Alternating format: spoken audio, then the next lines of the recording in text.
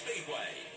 Welcome back to today's program. When I was talking to Brooke Tatnall earlier, I used the expression the month of money to describe January here in Australian Speedway. Well, it's not just sprint cars, it's also the mighty midgets that have many big races in Australasia. And one of the sport's best, Troy Jenkins, is now my special studio guest. Troy, good to see you. Thanks, David. Thanks for having me. Thanks for dropping in.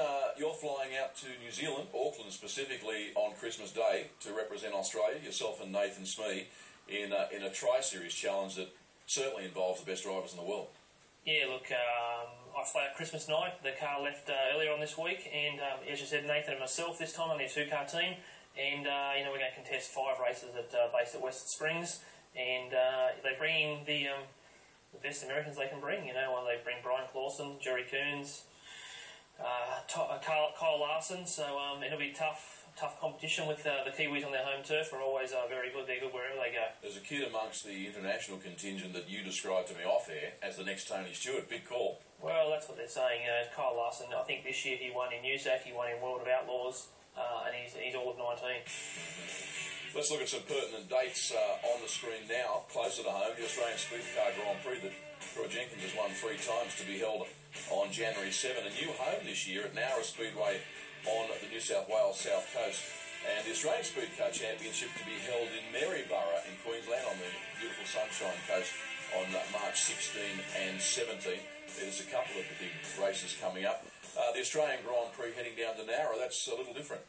Yeah, it certainly is. It's a new venue and something exciting, so the South Coast people will get the opportunity to see the midgets at their best. Unfortunately, that's my last race meeting in New Zealand, so for logistical purposes I won't be there. The New Zealand factor that you've alluded to with the international series, the Western Springs Speedway in Auckland, just tell the people watching that may not be aware about the enormity of the sport.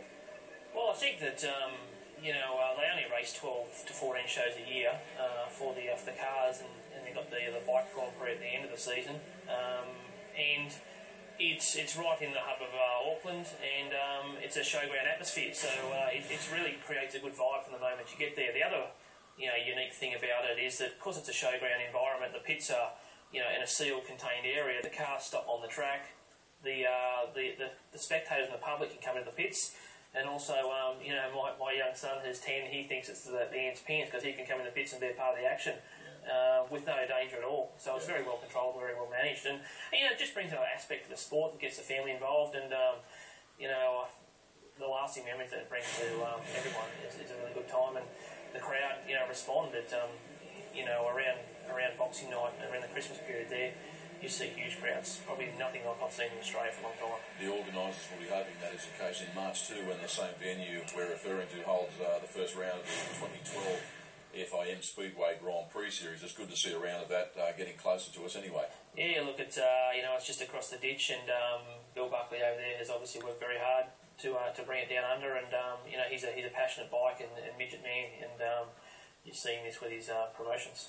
Troy, the Speed Car Super Series, we've outlined the importance of that tournament on this program and also on Checkered Flag on numerous occasions. The info now on screen with the remaining 2 rounds. Extremely important for the sport in Australia that continues. Oh, very much so. For midget racing, it's our flagship, and we just got to keep working on and building on it. It is a tough task, but the car numbers have been good in the Queensland rounds, that's for sure and certain, and as a national series, we need to just keep making it working. Your BOC Gases team has been one of the top flight operations in Australian midget racing for, not wanting to give your age up, it must be close to 2 decades now. You've been around a long time these days. Very expensive sport to keep on top of your game. Oh, look, there's no doubt about it. Any sport that involves logistical challenges of Australia becomes expensive when you're travelling state to state, and there's no way around that, unfortunately. It's just the way it is, and so with that in mind, you just got to prepare and be well prepared so that you can make the best of it. Going to Queensland multiple times, and then out to Toowoomba, up to Maryborough, and then down to Sydney Speedway on April 7th for the final. The Easter weekend. Mate, a pleasure to catch up with you. I wish we had a little more time. We'll get you back on another occasion. Congratulations on the job you've done over a long period. Thanks, Dave. There is Troy Jenkins, and you can catch him at a venue near you in the not-too-distant future. Now time on the world of Speedway for our national wrap. We start with events that were cancelled last weekend. The KRE Engines Championship at Archerfield Speedway washed out, as was the SRA Eureka Series at Geelong's Avalon Raceway. In the AHG Sprint Car Series, David Priolo continues to lead that event at the completion of 5 rounds. Last weekend, the Gilman Speedway Stadium near Adelaide hosting the South Australian Solo Championship. Mildura's Corey Gathercole emerging victorious in that event.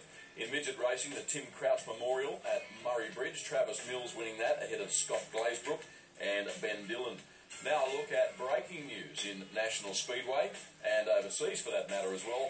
Leading off with NASCAR legend and Eldora Speedway owner Tony Stewart. Well, he won the All-Star race at the Indy Karting Classic last weekend.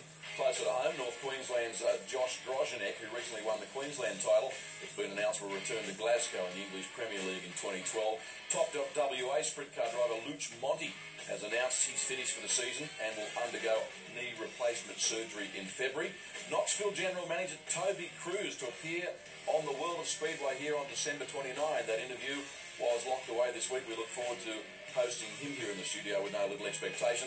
Meanwhile, American Shane Stewart will run the second Monster Energy drink race car when Donny Schatz goes home after he completes his Brisbane leg of his Down Under tour. Motorcycling Australia is calling for expressions of interest from riders interested in attending high-performance programs throughout 2012. You should visit the Motorcycling Australia website for more info on that. And as I mentioned with Brooke Tatnell, the World of Outlaws has announced its preliminary schedule for 2012, featuring 83 nights of racing between Feb 17 and November 3.